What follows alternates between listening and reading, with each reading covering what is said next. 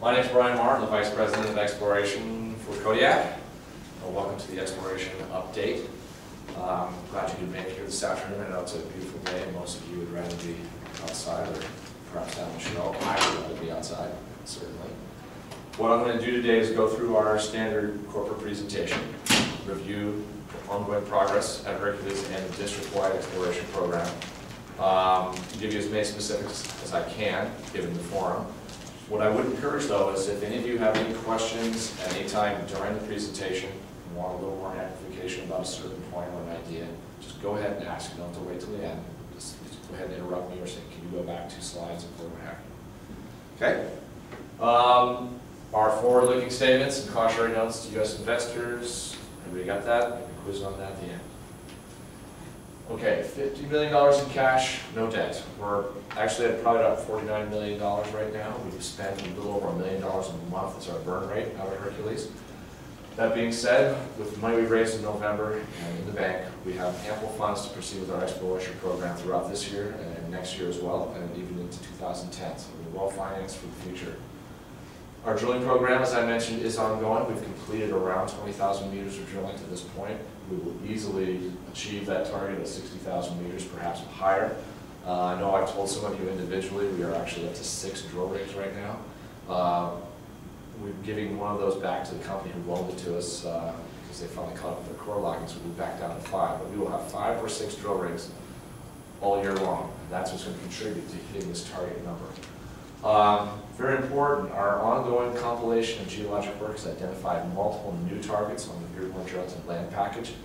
New targets mean new opportunities for an additional discovery. It's a very important part of this idea of having an exploration project pipeline. We're continuing with our detailed aromatic survey. We have over 30 kilometers of untested targets or untested linear anomalies in the Elmhurst Lake intrusion alone. We're also flying other portions of the district. We have found that aeromag data is an outstanding tool for identifying structure in the district. And finally, as many of you are aware, we had a press release recently outlining our new Athabasca uranium project, West Millennium. West Millennium is directly adjacent to the new Millennium discovery, and it's part of our program of adding high-quality assets to our uranium division as we build the strength of that division, hoping eventually to get it to be a standalone company separate from KXL. 88.3 million shares issued and outstanding, generating a market cap of $236 million as of the 9th of May. As you all know, you're all shareholders, that number bounces up and down. Working capital around $50 million, very important, no warrants, no outstanding warrants. So the 88.3 is a number that will be with us for the years to come. A very important aspect of the company is the strength of our board of directors. We're led by Michael Phelps, who's our chairman of the board. Michael's also on the board of Deutsche Bank. He's a special advisor to CBRD Inco. He sits on the board of Duke Energy as well. Obviously, well connected in the international business community. Terry King is our secretary and CEO. He's a lawyer specializing in business and mining law. Bill Chornaby, who many of you know, is the company president and essentially the leader of the company in every aspect. It's Bill's energy and vision that directs the company. And the success we've enjoyed up to this point is a reflection of his commitment to the shareholders and to the company. Dave Richardson is on the board of directors. I'm sure that name is familiar to many of you. Tom Mullen, chartered accountant, also on the board. And then Bob Harrington, professional geologist, is our last board member. Hartley Richardson, Dave's brother, serves as a special corporate advisor. And obviously with the connections that the Richardsons have in the financial community, that provides us an outstanding access to capital. In fact, prior to this recent financing, all the previous financings have been done as private placements involving business relationships, friends of the board. So that's an indication of the strength of our board.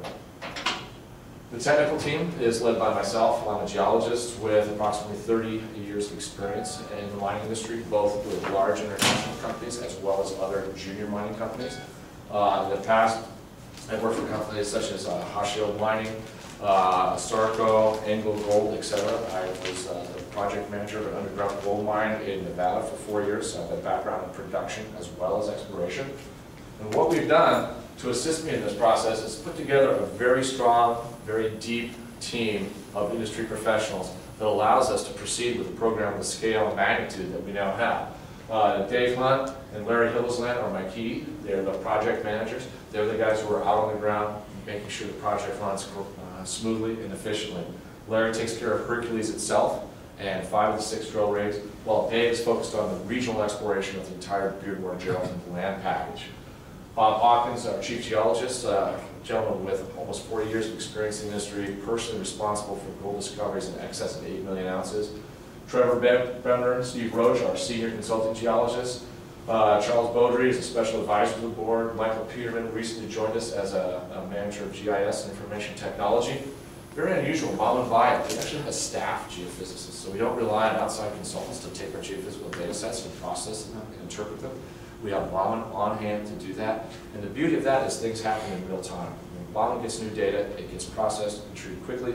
If we want to look at different types of interpretations, use different algorithms, Bauman's there to do it. So a very broad staff. In addition to these 8 gentlemen here, we have an additional 13 geologists currently on our payroll. 21 geologists in total working out of Hercules, working at Beardmore Geraldton. That's the kind of staff you need to accomplish the goals that we've set out in front of us. Just a brief examination here of what we're doing and why, what's driving this gold market. Of course, we all think of gold as a hedge against inflation. It's something to be held onto during trying economic times. But the reality is that the gold market is starting to behave much more like a traditional commodity than it used to in the past. And it's very simple market forces which are driving this.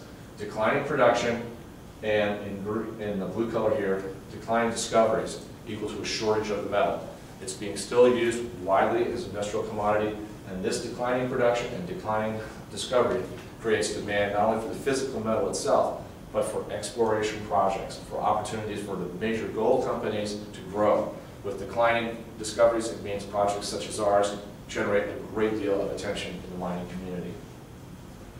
Okay, let's get right to the meat of the matter here. There's Hercules. It's located in the Geraldton-Beardmore Greenstone Belt in Western Ontario. The camp has about 4.1 million ounces of recorded production. In addition, there are known reserves and resources within the camp of about another 1 million ounces. So you're looking at basically a 5 million ounce camp. It shares the geologic features of other prominent greenstone belts elsewhere in Quebec and Ontario, the same types of host rocks, the same types of structures.